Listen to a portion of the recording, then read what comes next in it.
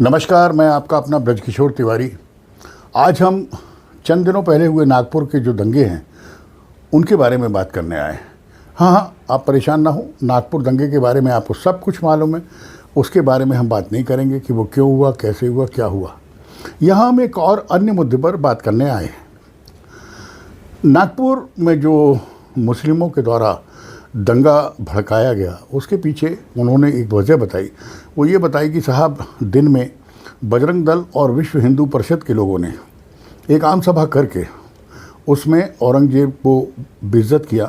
साथ ही उन्होंने उसकी एक प्रतीकात्मक कब्र को जलाया और उसके ऊपर एक ऐसी चादर रख के जलाई जिसमें कुरान की आयतें लिखी थी। दुर्भाग्य से ये है कि किसी भी मुस्लिम ने अभी तक ना कोई वीडियो, ना फोटोग्राफ, ना कुछ भी, कोई भी एविडेंस ऐसा पेश नहीं किया जिससे ये साबित हो कि हिंदुओं ने कुरान की आयतें लिखी हुई चादर जलाई। पहली बात यह है कि ये मिथ्या है, बिल्कुल झूठ है। अच्छा, अब आपको एक बात मालूम होना चाहिए कि जो दंगा हुआ है इसके पीछे कोई एकदम स्वभूत एकदम से उसी दिन उन्होंने देखा और उसकी प्रतिक्रिया हुई, ये ऐसा नहीं था। इस समय, वर्तमान समय में आप देख रहे हैं कि मुस्लिम समझते हैं कि जो भारतीय जनता पार्टी की सरकार बैठी हुई है, चाहे जो स्टेट्स में है या केंद्र में, वो मुस्लिमों के विरुद्ध है। एक्चुअली मुस्लिमों के विरुद्ध नहीं है, वो राष्ट्र के हित में काम कर रही है। और राष्ट्र में बहुसंख्यक है हिंदू, जो कि 75 साल से दबता आया। आपको मालूम होगा कि एक मुस्लिम के यहाँ अगर कोई तलवार पकड़ ले पुलिस या कोई बका पकड़ ले तो कोई उस पर इतना खास एक्शन नहीं होता, क्योंकि वो जानवर काटते हैं। पर एक मुस्लिम के यहाँ अगर एक तलवार मिल जाए और वो हाथ पैर जोड़ के ये भी कहे कि साहब, हमने माँ दुर्गा की पूजन के लिए रखा था, पर पुलिस उसको उठा के बंद कर देती। तो इस बहुसंख्यक समाज के साथ, बहुसंख्यक समाज से ही आने वाली पुलिस ज्यादतियाँ करती आई है। ये तो उनकी मजबूरी ये है कि साहब, जो शीर्ष नेता बैठे हैं वो इस समय भाजपा के हैं, इसलिए वो कुछ ज़्यादा परेशान नहीं कर रहे। ये तो हुई एक बात। चलिए, मैं बोलता हूँ कि साहब, हिंदुओं ने वहाँ पे बेइज्जत किया औरंगजेब को और आप हर्ट हो गए और आप इकट्ठे हो गए। इतनी तादाद में कोई हर्ट और इकट्ठा नहीं होता जिस तरीके से नागपुर में वीडियो दिख रहे हैं। हज़ारों हजार लोग हाथ में तलवार, भाले, बके, बम, आग जलाने के सामान।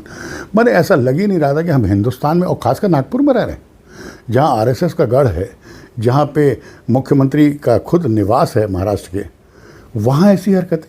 आखिर इतने मुस्लिम आए कहाँ से? जब अगर नागपुर में, जहाँ पे तकरीबन 15 से 18% मुस्लिम हैं, उन्होंने ये हाल कर दिया, तो जहाँ पर 50 और 40% मुस्लिम हैं, वो शहर का ये लोग क्या हाल करेंगे? अल्टीमेटली इन्होंने एक छवि बनाई है कि साहब, हम भीड़ में आते हैं और बहुत आतंक मचाते हैं और चले जाते हैं और हम जेल से नहीं डरते। चलिए छोड़िए, ये भी बात हो गई। मेरा आज का जो मेन मुद्दा है वो ये है कि बड़ी बड़ी तीरंदाजी की बात करने वाले बजरंग दल के हमारे हिंदू नेता और विश्व हिंदू परिषद के वो नेता जो ये बताते हैं कि साहब, कि कभी भी अगर आप पे आक्रांताओं ने अगर पुनः आक्रमण किया या मुस्लिमों ने आप पे कोई जाति की, तो हम आपके साथ हैं। वो मर्द या नामर्द कहाँ छुप गए थे जब रात में दंगे हुए?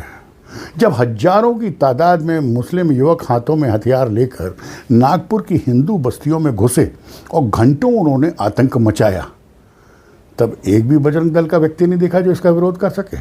तब एक भी विश्व हिंदू परिषद का नेता नहीं दिखा जो इसका विरोध कर सके। सभी पुलिस की पैंट के पीछे छुप गए। अरे, इतने बड़े मर्द हो तो काउंटर क्यों नहीं किया? जब ये लोग आए थे 1000 की संख्या में और तुम वहाँ लाख की संख्या में थे, तो तुमने इनको खदेड़ा क्यों नहीं? एक भी कोई हिंदू मर्द मिला वहाँ पर जिसने इनको जवाब दिया हो, जिन्होंने इनका प्रतिकार किया हो या जिन्होंने हथियार निकाल के इनको खदेड़ा हो? कोई भी नहीं।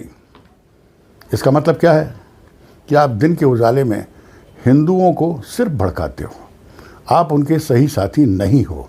अगर आप आरएसएस को ही देखें तो कितने तरीके से, देखिए, आरएसएस एक संस्था है, संस्था कभी भी बुरी नहीं होती। जैसे भारत एक देश है, वो देश कभी नहीं बुरा होता, उसको चलाने वाले की सोच अच्छी या बुरी हो सकती है। इसी तरह जो वर्तमान में आरएसएस के प्रमुख हैं या उनके असिस्टेंट्स हैं, वो इस तरीके की बातें करते, बड़ा अजीब लगता है। अरे भाई, तुम्हारी ही संस्था बजरंग दल है, तुम्हारी ही संस्था विश्व हिंदू परिषद है, वो दिन भर देश में आग लगाती है और शाम को तुम बोलते हो कि साहब, हमने हिंदुओं का ठेका नहीं लिया।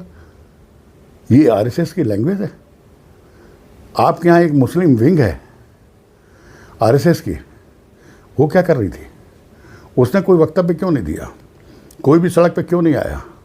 इसका मतलब है कि आरएसएस जो स्वतंत्रता के समय हमारे यहाँ बनी और हिंदुओं के रक्षण के लिए बनी, उससे पहले बनी, वो संस्था तो अच्छी थी, उसके उद्देश्य अच्छे थे, पर वर्तमान जो शासक प्रशासक और नेतृत्व देने वाले नेता हैं वो बहुत ही घटिया सोच के हैं। शर्म आती है कि नागपुर जैसी जगह में सिर्फ पुलिस थी जो इनको खरीद रही थी। पुलिस के साथ क्या हिंदुओं की भीड़ नहीं होना थी? बिल्कुल होना थी।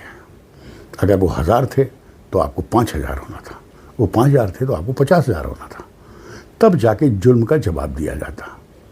इस तरीके से नहीं जिस तरीके से आप पुलिस की पैंट के पीछे छुपे हुए थे।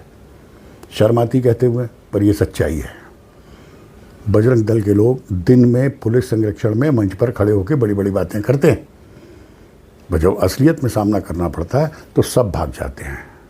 अभी भी वक्त है, अभी भी वक्त है। अगर सच्चे बजरंग बली के आप भक्त हैं तो इन सारे दुराचारियों का प्रतिकार करें, और इसके करने के लिए आपको सशस्त्र बलों के ठीक पीछे या उनके साथ खड़े होकर इनका सामना करना पड़ेगा। अन्यथा दिन के उजाले में भी बड़ी बड़ी बातें ना करें। बाकी जनता समझदार है, मैं क्या कहना चाहता हूँ, मेरा क्या दुख है। नमस्कार, जय हिंद, वंदे मातरम।